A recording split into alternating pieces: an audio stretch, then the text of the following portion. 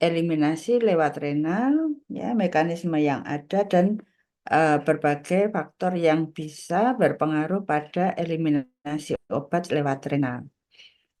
Sekarang kita masuk ke hepatik. Jadi yang lalu sudah disampaikan bahwa satu obat itu bisa lewat beberapa jalur eliminasi untuk proses pengeluaran obat dari tubuh, ya. Di sini dicontohkan kembali bahwa ada dua obat, itu eliminasinya lewat metabolisme dan ekskresi. Ya, lewat metabolisme dan ekskresi. Ekskresi diasumsikan adalah lewat renal dengan tetapan laju ekskresinya adalah Ke. Ya. Kemudian selain itu lewat metabolisme. Ya, yang lalu sudah saya introduce bahwa satu obat pada saat dia di metabolisme itu tidak hanya menghasilkan satu metabolit. Ya, mungkin dia ada dua atau tiga atau bahkan lebih dari 5 metabolit. Itu bisa terjadi karena pada intinya struktur dari obat itu memberikan peluang untuk terjadinya berbagai reaksi. Ya, yang prinsipnya sebetulnya kalau Anda belajar reaksi di kimia organik itu adalah Anda sedang belajar reaksi yang ada terjadi di dalam tubuh Anda. Ya, jadi di sini dicontohkan kalau obat ini akan dieliminasi lewat dua jalur metabolisme menjadi metabolit A dan menjadi metabolit B. Ya, jadi kalau kita untuk apa namanya tetapan laju metabolisme itu dinyatakan dengan Km gitu. Jadi sebetulnya Km ini adalah penjumlahan dari tetapan laju metabolisme dari masing-masing jalur eliminasi, jalur metabolisme, ya. Dan K tetapan laju ekskresi atau elimination rate constant itu penjumlahan laju tetapan laju eliminasi dari masing-masing jalur. Kalau di sini ada ada dua jalur berarti ya Km plus Ke, ya. Di mana Km ini tetapan laju metabolisme orde ke-1, ya, diasumsikan orde ke-1. Karena kita mengasumsikan orde ke-1, maka konsentrasi substrat itu akan sangat rendah dibandingkan eh, jumlah dari enzim pemetabolisme itu sendiri. Ya, jadi jumlah substratnya masih jauh di bawah dari kapasitas enzim pemetabolisme. Ya. Serupa dengan penjelasan yang lalu sudah disampaikan, untuk memahami ini eliminasi hepatik juga pendekatannya akan lebih mudah dengan clearance organ. Ya. Jadi kalau kita menggunakan obatnya sampai pada sirkulasi sistemik, dia dibawa oleh aliran darah. Ya, Q ini adalah laju alir darah. Ya, karena dia masuk ke sirkulasi sistemik, mungkin dia dalam konsentrasi Ca. Ya, jadi Ca ini adalah konsentrasi obat di dalam darah. Ya. Pada saat darah Anda, jantung kita melakukan kontraksi, maka sebagian dari darah Anda akan masuk ke dalam liver. Ya, akan masuk ke dalam liver, dan liver ini adalah salah satu organ pengeliminasi. Kalau obat tersebut merupakan substrat dari enzim pemetabolisme yang ada di liver Anda, maka ada peluang obat tadi akan dimetabolisme, ya, sehingga terjadi proses eliminasi, ya, terjadi proses eliminasi. Kemudian tetap darah akan berjalan, ya, melewati liver Anda dan keluar meninggalkan liver Anda dengan aliran darah yang sama. Tapi kalau terjadi metabolisme, berarti terjadi pengurangan kadar obat di dalam darah. Jadi tentunya Ca tidak bisa sama dengan Cv. Ya. Kemudian darah yang keluar dari liver Anda akan kembali ke jantung Anda, ya, kemudian akan terjadi proses ulangan kembali, ya. Untuk eliminasi lewat hepar, bisa lewat jalur metabolisme, ya, bisa juga lewat ekskresi biliar. Jadi obat yang masuk ke dalam darah kondisi utuh dia berdifusi ke saluran empedu atau bile canaliculi, ya, sehingga terjadi proses ekskresi. Ya.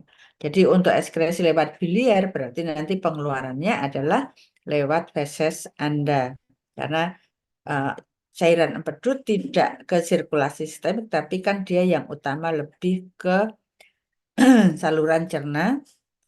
Fungsinya apa namanya garam empedu untuk apa? Secara Pak Ali?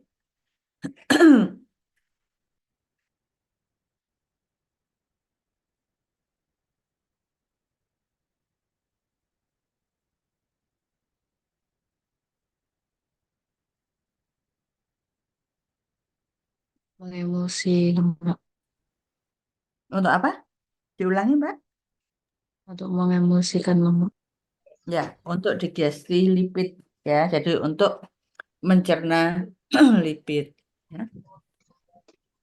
Oke, kemudian juga kalau kemampuan eliminasi organ dinyatakan dengan RR, ya berarti pada saat masuk, ya, ke liver, obat masuk ke liver akan sebesar IR yang akan dihilangkan, ya, dan kembali Ya ampun, darah nyampe. yang keluar dari liver Anda akan berkurang kadarnya. Jam tahu ke sini. Hmm, Malahan. ya. Iya, soalnya IR sore. Iya. Sekarang kita nggak sampai 30 menit nggak sampai. parah bisa di mute.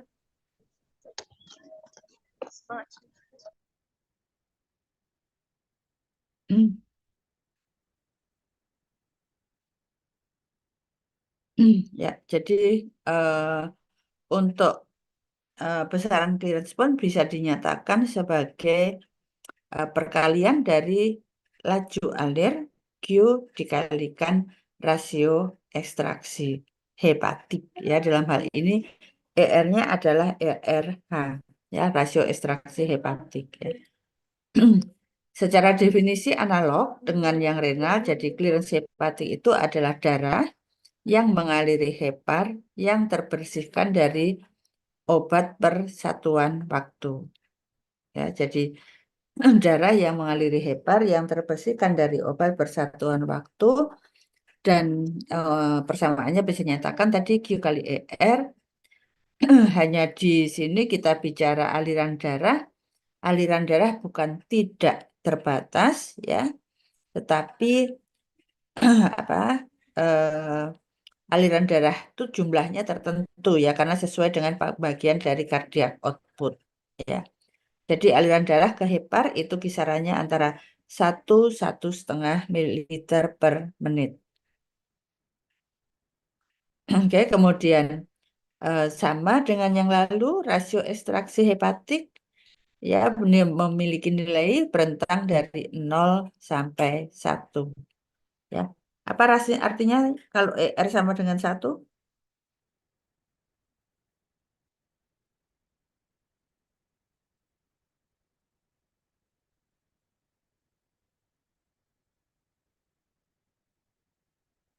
ER sama dengan 1 artinya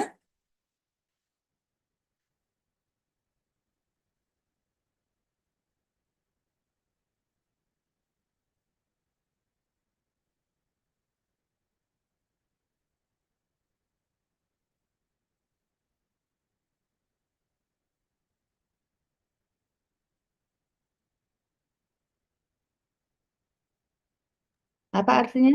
Mungkin obatnya termetabolisme seluruhnya. Ya, jadi kalau 1 artinya obat yang melewati liver Anda akan termetabolisme semua, ya. Oke, nilai ER, rasio ekstraksi hepatik itu sulit ditentukan dengan cara percobaan, ya. Karena berarti kita harus melakukan sampling, ngambil sampel darah. Jadi itu tadi kan ER itu kan muncul karena ada selisih kadar yang masuk dan kadar keluar. Nah, obat yang masuk itu posisinya adalah di vena porta hepatica, hepatic apa namanya, port vein, ya. Jadi vena porta hepatica. Sedangkan darah yang keluar itu di arteri hepatica posisinya. Ya, sehingga sulit untuk dilakukan eksperimen secara langsung, sehingga biasanya dicari perkiraan dari nilai ER dan bioavailabilitas. Jadi ER-nya dari nilai bioavailabilitas. Jadi F, ya, sudah apa, fraksi obat yang mencapai sistemik atau fraksi dosis terabsorpsi itu sebenarnya adalah kalau yang kita gunakan itu 100%, sama dengan 1 dikurangi yang hilang oleh karena dia hilang di apa namanya, liver Anda, ya, ER, kemudian masih ada yang kurang lagi, yaitu dikurangi dengan F double accent. Jadi obat yang hilang, yang posisinya hilangnya itu sebelum sirkulasi sistemik, sebelum hepar, ya, dan artinya atau di luar hepar atau non hepatik. Ya, jadi misalnya hilangnya adalah di eh, area dinding usus, misalnya seperti itu. Ya, maka itu yang non hepatik, ya. Sehingga kalau ini diasumsikan diabaikan, maka sebetulnya F itu adalah sama dengan 1 dikurangi ER. Ini kurang R-nya, ya. F sama dengan 1 dikurangi ER. Sehingga akhirnya ER itu adalah 1 dikurangi F, kan gitu. F itu adalah fraksi dosis terabsorpsi, ya. Jadi fraksi dosis terabsorpsi sehingga di sana kalau bioavailabilitas absolut obatnya diberikan per oral, F itu adalah sama dengan area bawah kurva oral terhadap area bawah kurva IV. Ya. Jadi kita bisa menghitung ini, mendapatkan nilai ini bisa. Ya. Sehingga biasanya nilai ER itu sama dengan 1 dikurangi F atau 1 dikurangi rasio area bawah kurva oral terhadap IV.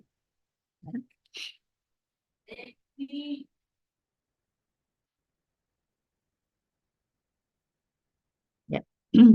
Ini gambaran anatomis dari liver kita, ya. Jadi gambaran anatomis dari liver kita, di mana kita punya 2 lembar liver, kita sebut lobus, ya. Kemudian kalau Anda lihat di sini ada 3 saluran di sini, ya. Yang biru dan merah ini adalah saluran yang merupakan aliran yang mengaliri darah, yang mengaliri liver Anda.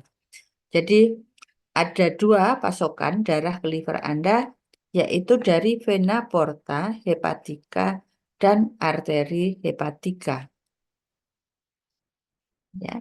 Sedangkan yang satu ini adalah saluran cairan empedu.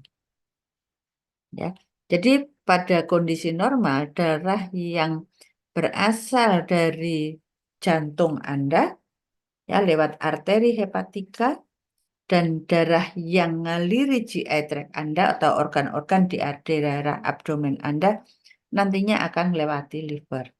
Ya, dia akan masuk ke vaskular yang ada di liver Anda dan akan meninggalkan liver Anda lewat vena hepatica.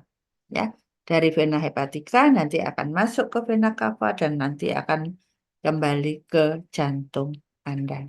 Ya, jadi di sini tadi untuk empedu, ya, nanti akan terakumulasi dalam kantong empedu.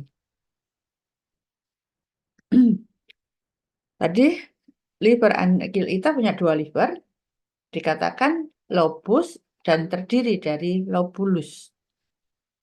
Ya, lobulus ini serupa bentukan dari kumpulan sel hepatosit, ya. Kemudian dari sel hepatosit, kemudian dia digambarkan sel hepatosit itu tersusun rapi begitu ya, membentuk bentukan heksagonal, ya. Kemudian tadi ada 3 saluran tuh posisinya di pojok-pojok dari lobulus ini, ya. Jadi di sini tadi saya sampaikan ini adalah yang merah darah dari arteri hepatika. Sekitar 5% dari cardiac output itu akan lewat liver Anda lewat arteri hepatika. Ya. Kemudian sekitar 20% atau bahkan kadang lebih darah atau cardiac output itu akan memperfusi organ-organ yang ada di daerah abdomen Anda, utamanya saluran cerna. Ya. Kemudian darah yang dari saluran cerna itu nanti akan berkumpul ke vena porta hepatica. Ya, kemudian dia akan juga memperfusi atau masuk ke dalam liver Anda. Ya, jadi nanti darah yang dari arteri dan dari vena porta hepatica ini akan masuk ke pembuluh darah yang ada di liver Anda. Pembuluh darah yang ada di sana disebut sinusoid. Ya, jadi kalau ada ngomong sinusoidnya masih ada enggak? Itu artinya vaskularisasinya masih ada enggak di dalam liver. Ya. Kemudian dinding ya, dinding dari sinusoid itu banyak celahnya, ya, beda dengan dinding vaskular yang ada di tempat lain. Jadi di sini banyak celah yang disebut fenestrasi. Ya, ada fenestrasi dengan banyak celah tadi, maka kalau ini ada darah, ya, kemudian di dalamnya juga ada obat, maka tadi obat dengan mudah akan kontak dengan sel hepatosit. Dan kalau bisa melakukan penembusan, maka obat akan bisa masuk ke hepatosit dan ada peluang terjadi metabolisme. Ya. Sehingga kenapa kok mudah sekali terjadi metabolisme. Ya. Ya, jadi kembali tadi darah akan masuk ke sini, ke sinusoid, dan semuanya kalau Anda lihat di sini, ya, ini akan ngarah, ya. Jadi aliran darah itu akan ngarah ke pusat atau tengah-tengah dari lobulus Anda. Kemudian dia akan masuk ke vena, berkumpul di vena centralis. Nanti vena centralis akan berkumpul ke vena hepatika. Ya, jadi vena centralis nanti akan berkumpul ke vena hepatika dan vena hepatika akan ke jantung Anda. Ya. Kemudian tadi selain lewat metabolisme, disampaikan juga ada lewat biliar. Ya, kalau lewat biliar, jadi pada saat darah tadi masuk mengaliri ya liver Anda di area sinusoid, maka ada peluang nanti obat itu akan difusi, ya, akan berdifusi masuk ke bile canaliculi, ya, kanal empedu, ya, bile canaliculi, sehingga obat yang masuk ke bile canaliculi tentunya nanti ikut sirkulasi dari cairan empedu Anda, ya. Jadi kembali cairan empedu Anda tidak disekresi ke sistemik, tapi tadi ya akan masuk ke gallbladder atau kantong empedu, dan nanti kalau ada perintah keluarkan asam empedu atau garam empedu, maka dia akan dieskresikan ke area duodenum, ya. Kemudian masuk ke ileum, ya, terus kemudian ada peluang nanti direabsorpsi kembali. Oke. Jadi kalau bicara obat di dalam liver Anda, ya, terkait dengan proses eliminasi, obat di sinusoid atau di dalam darah Anda ada dalam bentuk terikat, ada juga yang dalam bentuk bebas, jadi keseimbangan. Ya. Obat yang bisa melakukan penembusan ke hepatosit adalah atau yang bergerak transmembran adalah obat bebas. Ya. Sehingga kalau di obat-obat itu mampu masuk ke hepatosit, maka ya obatnya akan di metabolisme menjadi apa namanya metabolit, ya. Atau yang kedua, obatnya mampu nanti berdifusi dan masuk ke saluran empedu tadi. Ya, jadi kalau nanti berarti obat ini akan dieskresikan lewat feses Anda. Ya. Kalau obatnya nggak bisa nembus, bagaimana? Nggak bisa nembus hepatosit. Jadi ikut aliran darah aja. Ya, ikut aliran darah di sinusoid dan dia ya akan ikut kembali ke arteri hepatika, ke vena hepatika, kemudian ke vena centralis, kemudian ke vena hepatika, kembali ke jantung.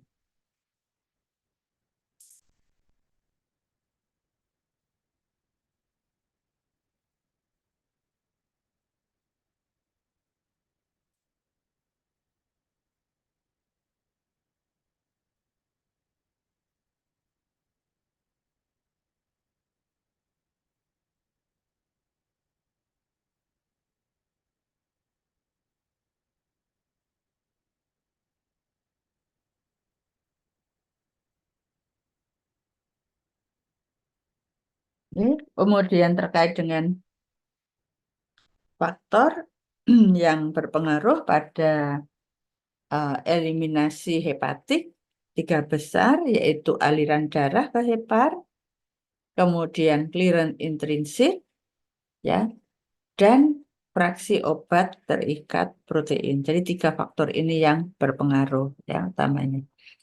Kita masuk ke faktor yang clearance intrinsik, ya. Jadi clearance intrinsik itu didefinisikan kemampuan hati untuk menghilangkan obat dalam keadaan tidak ada pembatasan aliran. Ya, dalam keadaan jadi kemampuan hepar untuk menghilangkan obat kalau tidak sampai tidak ada batasan aliran. Ya, seandainya ke dalam liver tadi atau hepatosit itu diberikan obat dalam jumlah yang tidak terbatas. Ya, karena efeknya kena apa aliran darah ke liver Anda adalah terbatas, ya. Jadi clearance intrinsik ini nanti merupakan cerminan dari aktivitas make function oksidase. Jadi make function oksidase itu sekelompok enzim yang ada di hepar Anda. Nah, terkait dengan kemampuan hepar untuk menghilangkan obat, itu ada variabilitas antar individu. Ya, ada variabilitas interindividu. Nah, tolong Anda apa namanya sebutkan kira-kira faktor apa saja yang bisa menyebabkan kemampuan hepar seseorang itu berbeda dalam melakukan metabolisme dibandingkan orang yang lain. Oke, silahkan apa namanya pikir sebentar. Mungkin juga pengaruh usia pun bisa, genetik juga bisa, dan mungkin adanya interaksi antar obat ataupun obesitas kayak berat badan dari orang tersebut juga bisa mempengaruhi, Pak.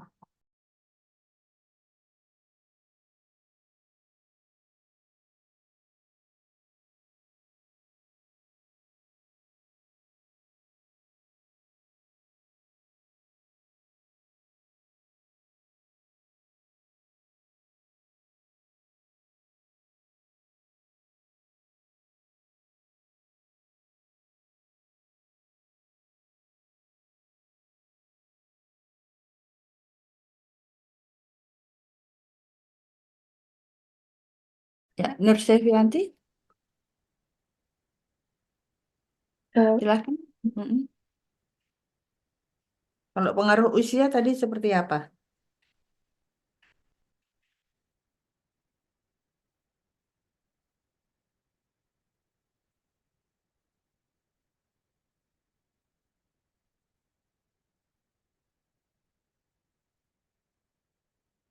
Mungkin perbedaannya ketika saat bayi-bayi baru lahir gitu ya, Prof. Jadi untuk Mm-mm. metabolismenya di hati itu belum maksimal seperti orang yang dewasa. Hmm, oke. Apa yang kondisi apa yang sering muncul pada bayi yang baru lahir? Mungkin di usia-usia hari-hari pertama gitu, di awal-awal mungkin minggu pertama lahir gitu. Yang sering Anda lihat apa kasusnya? Atau pernah baca atau dengar gitu? Bayinya kuning ya. Ya, bayinya kuning kan begitu. Ya, kuning itu adalah manifest dari bilirubin yang banyak ke sirkulasi sistemik. Ya, padahal mestinya bilirubin itu akan dimetabolisme, dikonjugasi. Ya kan, Anda mungkin kan sudah interpretasi data lab kan? Ya, barter ya, barter satu kan ada interpretasi data lab, ada bilirubin kan gitu ya. Jadi bilirubin itu kan ada direct dan indirect kan begitu. Ya, jadi kalau untuk bayi baru lahir kemampuan metabolismenya kecil. Ya, jadi seharusnya bilirubin itu mayoritas dalam bentuk direct kan. Kemudian kalau sudah ada terkonjugasi, ya maka dia akan ikut ke feses Anda, keluarannya lewat jalur itu gitu ya. Tapi karena masih belum dikonjugasi, banyak yang ke sirkulasi sistemik sehingga kenapa manifestnya jaundice ya. Nah, sehingga dengan memang betul, jadi nanti kalau di neonat kemampuan metabolismenya masih sangat rendah, kemudian dengan berjalannya usia akan naik sampai dewasa, tetapi nanti juga akan menurun ya sampai usia tertentu, apalagi di lansia kan gitu ya. Oke, genetik tadi juga berpengaruh ya, karena kata tadi kan ngomong metabolisme itu enzim ya. Enzim itu kan nanti berkait kan dengan apa namanya gen kan ya, jadi nanti kalau Anda lihat tentang variabilitas ya farmakokinetik itu juga akan kelihatan antar ras yang berbeda ya, seperti kalau sekarang Jepang gitu ya, orang Jepang itu kemampuan astilasinya lebih cepat dibandingkan orang Asia lainnya ya. Dan ini nanti membawa konsekuensi pendosisan ya karena dia astilator cepat ya. Sehingga untuk pendosisan harus diperhatikan nih utamanya untuk orang Jepang karena dia astilator cepat maka dosisnya gimana kira-kira? Kalau obatnya itu jalurnya eliminasinya lewat astilasi. Dosisnya seperti apa? Naik turun untuk orang Jepang?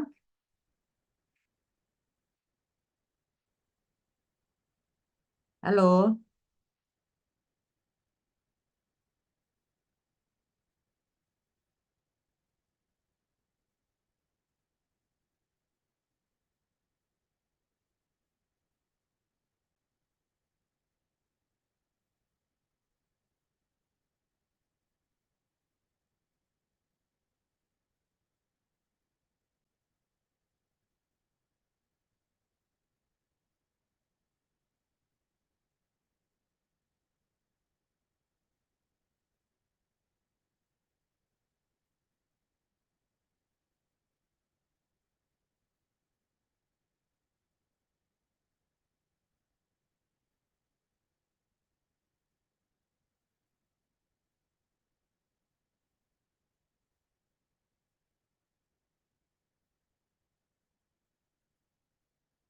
Lebih rendah, Prof. Dosisnya lebih rendah.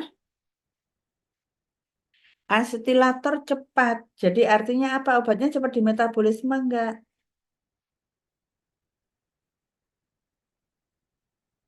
Kalau dia sebagai atas asetilator cepat, obat-obat yang jalur eliminasinya lewat astilasi, ya akan cepat hilang, cepat berkurang. Ya enggak, sehingga dosisnya akan lebih besar, kan gitu. Kemudian terkait dengan interaksi tadi. ada interaksinya seperti apa ya? Anda nggak kenal-kenal istilah interaksi di fase metabolisme?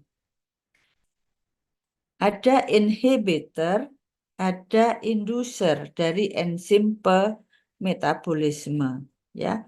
Kalau inhibitor berarti penghambat. Kalau inducer berarti dia menginjus keluarnya enzim pemetabolisme itu, ya. Kenal contoh obat yang sebagai inducer atau inhibitor? Coba Anda explore. Inducer metabolism, inhibitor metabolism.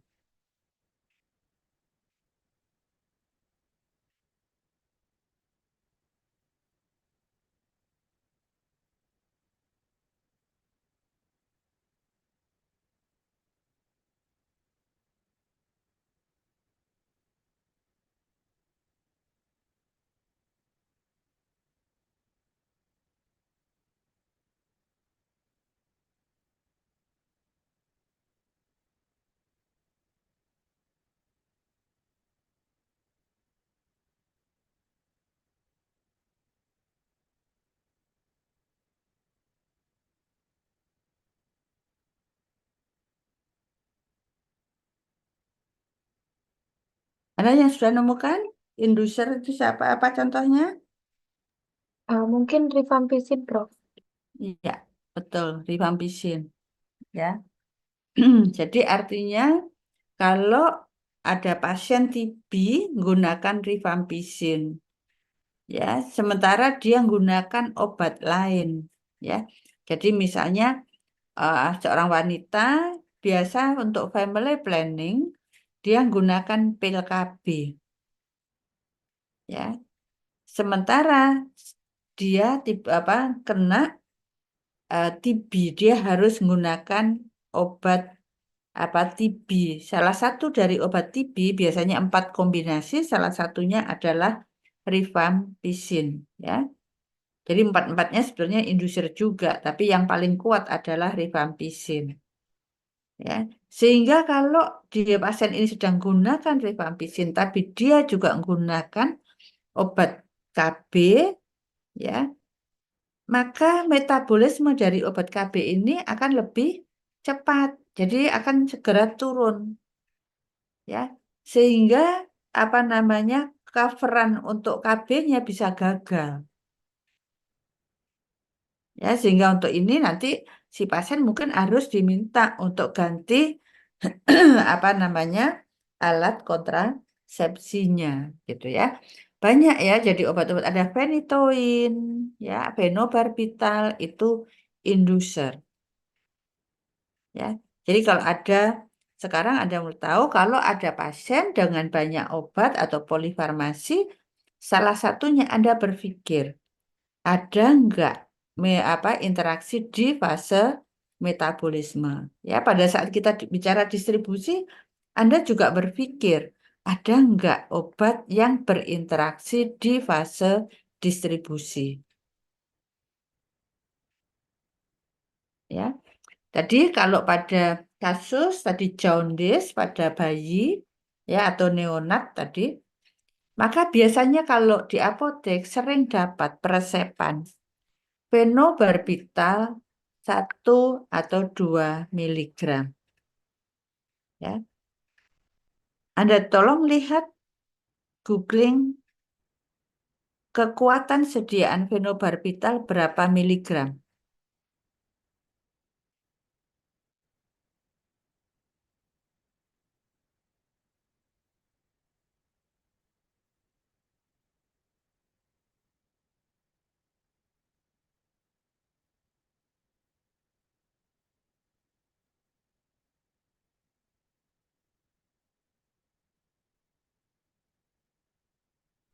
Untuk anak-anak sekitar 2 miligram, Prof.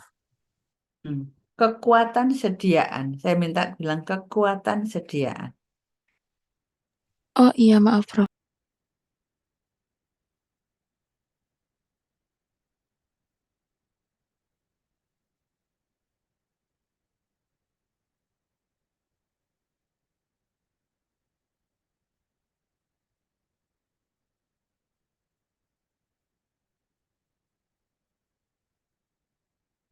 Berapa kekuatan sediaannya yang lain? Silahkan. Tergantung dari sediaannya, Prof. Kalau Mm-mm. injeksi itu dalam ampuh kekuatannya 50 miligram per mili. Lalu kalau dalam tablet tersedia dalam dosis 30 miligram dan 100 miligram. 30 miligram ya. Oke, misalnya yang paling kecil 30 miligram. Padahal permintaan itu kadang-kadang hanya 1 miligram dalam bentuk puyer gitu ya. Sebanyak misalnya 10 bungkus. Kan nggak sampai 1 tablet ya. Jadi jangan berpikir ini untuk sedatif hipnotik ya. Kalau untuk sedatif hipnotik kurang, tapi ini ditujukan untuk inducer tadi ya. Jadi nggak sampai setengah tablet untuk menyiapkan order resep ini ya. Tapi itu apa memang dibutuhkan untuk tadi kaitannya dengan untuk memicu atau menginjus proses metabolisme. Kebalikannya inhibitor ya. Kalau ada obat ya apa namanya bersamaan gunakan inhibitor gitu ya. Ya, misalnya yang sering misalnya fluconazole gitu ya. Ada fluconazole kemudian misalnya kalau yang lalu dengan simetidin. Ya, simetidin kita sudah tahu dia adalah apa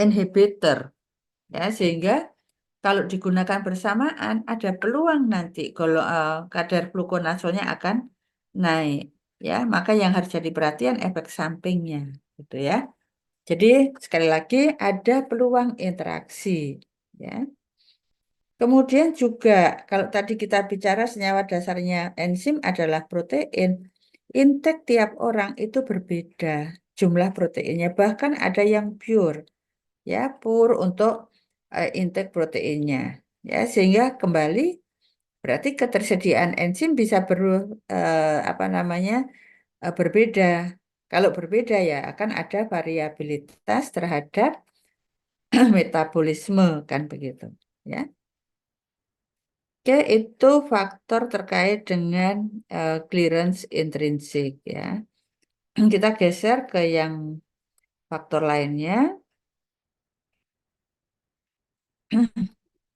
ikatan obat protein. Ya, jadi tadi obat yang bisa melakukan penembusan atau masuk ke hepatosit itu adalah obat yang tidak terikat protein. Ya. Sehingga ikatan obat protein bisa berpengaruh terhadap laju metabolisme atau clearance hepatik. Ya. Nah, kalau bagaimana pengaruhnya ikatan obat protein terhadap laju metabolisme atau clearance hepatik? Lihat dulu nilai IR-nya. Untuk obat-obat dengan IR tinggi, maka perubahan ikatan tidak akan berpengaruh pada clearance hepatik atau laju metabolisme. Ya, kalau IR-nya tinggi tidak akan berpengaruh pada laju metabolisme. Bagaimana kalau obat dengan IR rendah?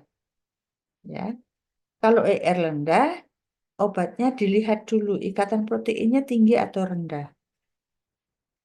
Ya, kalau ikatan proteinnya rendah, ya perubahan ikatan obat protein tidak akan berpengaruh pada clearance hepatik. Kalau ikatan proteinnya tinggi, perubahan ikatan obat protein ya akan menyebabkan perubahan kadar obat bebas secara bermakna sehingga akan berpengaruh pada laju metabolisme atau clearance hepatik.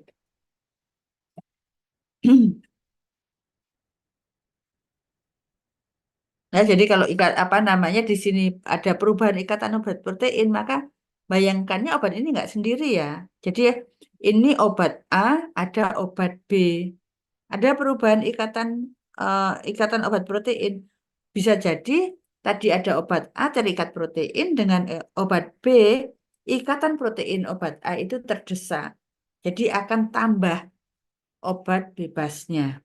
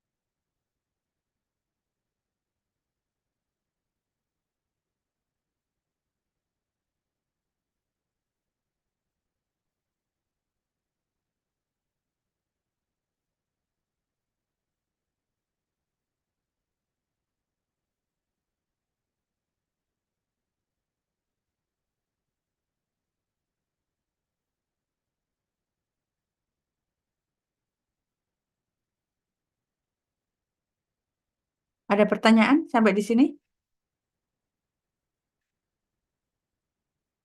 Belum, Prof.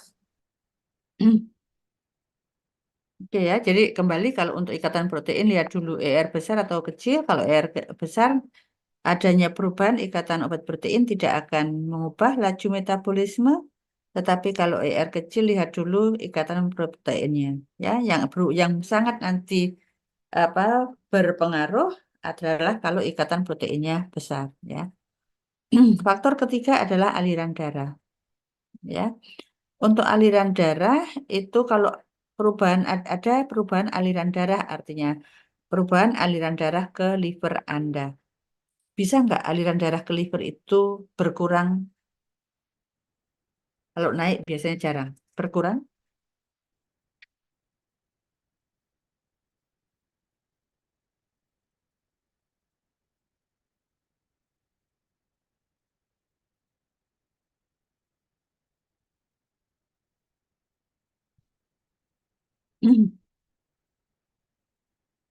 Bisa nggak aliran darah ke liver itu berkurang?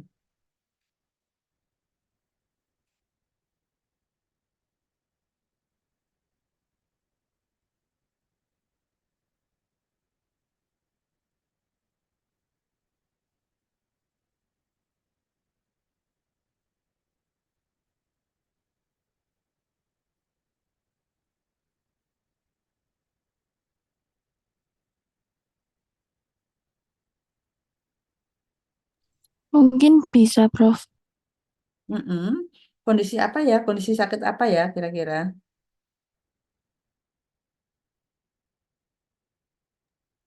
Sirosis, gagal jantung. Ya, gagal jantung ya. Pada kondisi gagal jantung, berarti curah jantungnya tidak cukup, tidak mencukupi kebutuhan normal, sehingga aliran darah pasti nanti juga akan berkurang ya, perfusi darahnya berkurang ya. Jadi untuk kalau ada perubahan aliran darah, maka yang sangat terpengaruh adalah obat-obat dengan ER besar. Karena kalau dengan ER besar tuh gampangannya berapapun obat yang akan disampaikan itu ya pasti akan dihilangkan gitu ya. Sedangkan kalau untuk ER kecil ya kemampuan heparnya sangat terbatas untuk menghilangkan obat ya. Jadi walaupun nanti ada jumlah besar atau kecil obat yang lewat, maka yang dihilangkan hanya sebatas kemampuan hepar itu sendiri ya. Jadi kalau yang ER besar berubah karena ada aliran, sedangkan kalau yang ER kecil nanti akan lebih dipengaruhi oleh kemampuan hepar itu sendiri.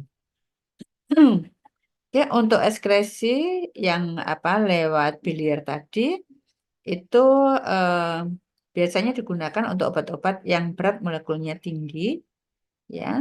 Jadi kalau BM-nya besar biasanya akan lewat biliar karena garam empedu itu karakternya polar. Maka obat-obat yang akan menempuh jalur eliminasi ini adalah juga obat-obat yang punya gugus fungsi yang polar. Jadi metabolit atau konjugat-konjugat dari hasil metabolisme. Ya. Prosesnya sekresi aktif, ya. Dan kalau obat biasanya nempuh jalur ekskresi ini, maka ada peluang terjadi siklus enterohepatik, ya, seperti yang kita pelajari di biopara. Ya. Jadi obat akan terakumulasi di cairan empedu, kemudian dieskresi ke duodenum, kemudian akan direabsorpsi di usus kita. Ya. Jadi kemudian contohnya di sini untuk digitalis, glikosida, kemudian kolesterol, steroid, endometasin, dan masih banyak obat-obat lain yang ekskresinya lewat biliar. Tolong Anda cermati, ini adalah dua obat yang berbeda, ya, beda karakter. Karakternya ditunjukkan oleh nilai ER, ya. Jadi dua karakter obat yang berbeda yang ditunjukkan oleh nilai ER. Kemudian untuk kedua obat ini ada satu ke proses metabolisme ada dilakukan proses untuk meningkatkan kemampuan HEPAR untuk menghilangkan obat atau clearance intrinsiknya ditingkatkan. Ya, tolong Anda lihat bagaimana pengaruhnya terhadap perubahan clearance obat. Ya, terhadap clearance obat. Jadi kalau clearance intrinsik ya itu bukan parameter obat ya, tapi kemampuan HEPAR itu untuk menghilangkan obat. Kalau yang di bawahnya adalah CL, ini adalah parameter kinetik obat. Oke, silakan Anda baca sebentar.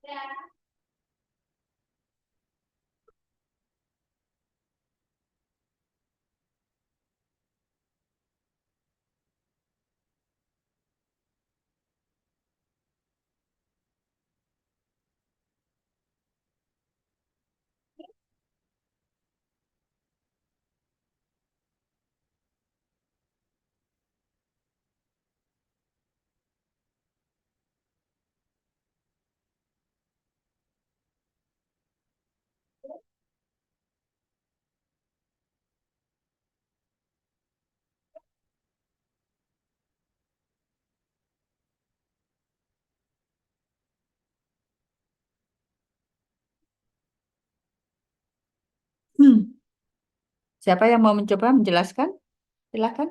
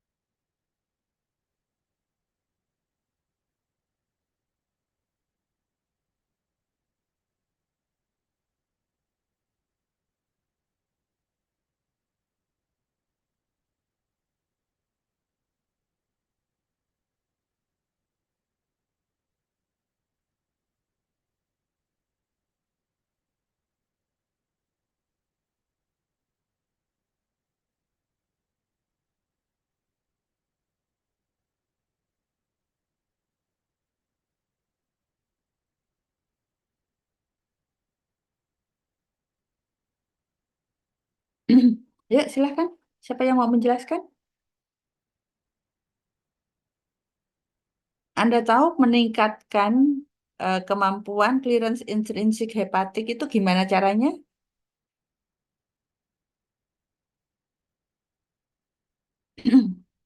Jadi ini clearance intrinsik hepatiknya bisa ditingkatkan gitu.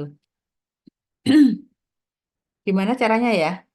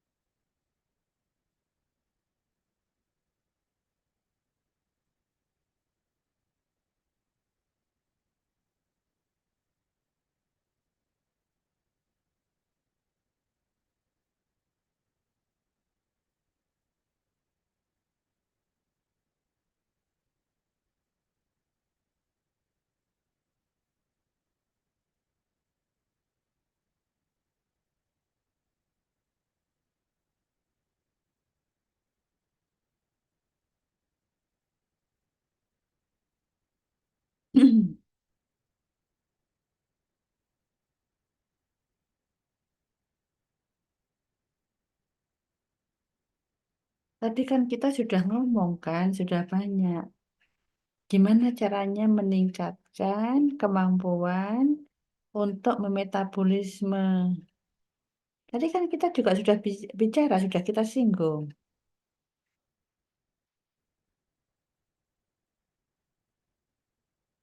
Dengan diberi inducer. Ya. Masih sulit ya untuk Anda ya. Ya, jadi apa dengan ditingkatkan kemampuan clearance intrinsik ini adalah bisa dilakukan dengan inducer. Ini adalah dua obat yang berbeda secara farmakokinetik. Bisa dilihat dari ini nilai ER-nya. Ada obat yang apa namanya nanti akan dimetabolisme dengan lambat gitu ya karena kemampuan heparnya kecil untuk metabolisme. Ada yang cepat dimetabolisme ya. Kalau Anda lihat di sini kapasitas intrinsiknya naik 2 kali. Tapi bagaimana pengaruhnya terhadap clearance obat? Ya, untuk obat-obat yang rasio ekstraksi tinggi, adanya inducer ini tidak terlalu bermasalah, berpengaruh. Tapi beda untuk obat yang clearance intrinsiknya rendah. Ya, Anda lihat di sini hampir 2 kali. Dia sangat berpengaruh untuk obat-obat dengan yang ER-nya rendah. Ya, jadi sehingga perbedaan kurvanya apa? Karena dia nggak terlalu berubah ya. Kadarnya yang setelah inducer masuk nggak terlalu berubah, tetapi yang sebelah kiri terjadi metabolisnya yang jauh lebih tinggi. Jadi kalau digambarkan dari kadar IV maka akan dapat seperti ini, ya. Sedangkan kalau kalau nggak berubah, jadi kalau Anda lihat seperti ini, Anda lihat kurva dan kita sedang bicara Farkin, ya ini memang kurvanya lebih rendah. Kalau ditanya eliminasinya sama apa enggak? Sama. Ya, karena apa? Karena ini paralel, ya. Lain dengan ini, ya. Kalau yang ini slope-nya bergeser, sehingga lajunya pasti akan bergeser, ya.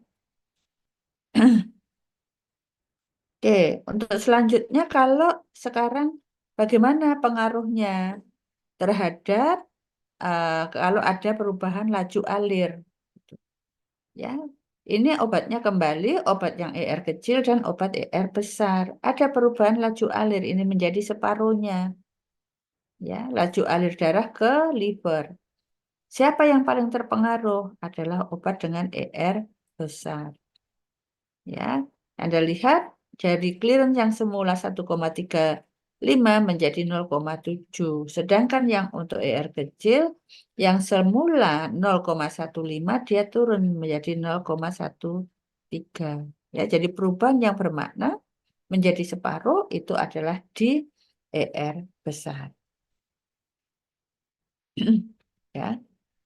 Ini ada apa namanya diagram segitiga yang sebetulnya akan memudahkan untuk memahami tadi. Jadi di sini ada sumbu X, ini adalah menunjukkan ikatan obat protein. Ya, yang kiri adalah ikat proteinnya rendah, yang kanan adalah ikatan proteinnya tinggi. Oke, sedangkan yang ke atas ini adalah nilai rasio ekstraksi.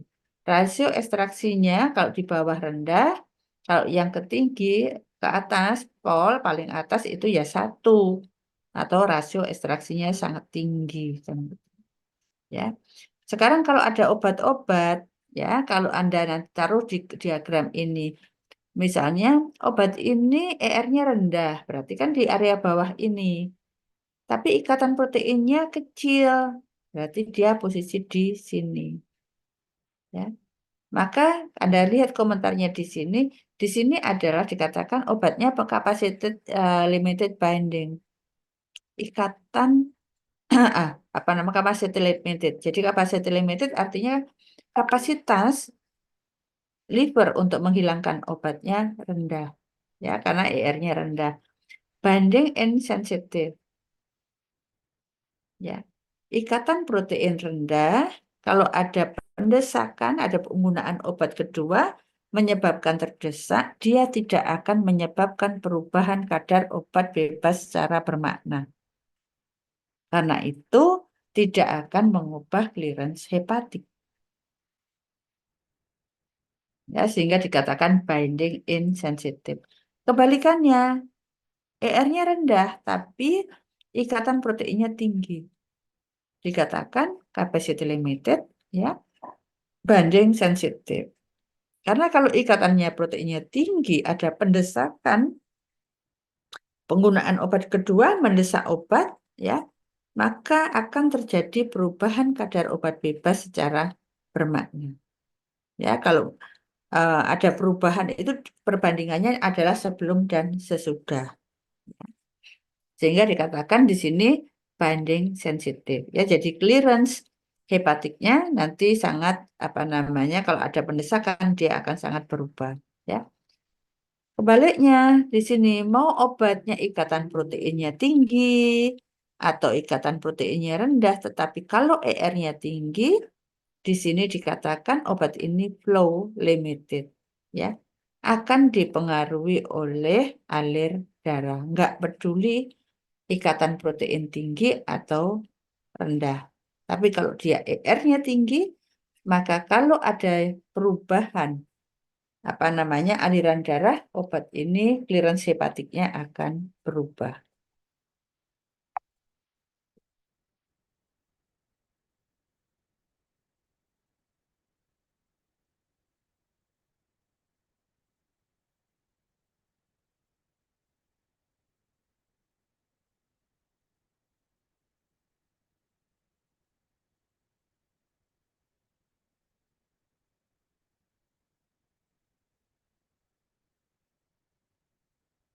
Oke, sampai di sini ada pertanyaan?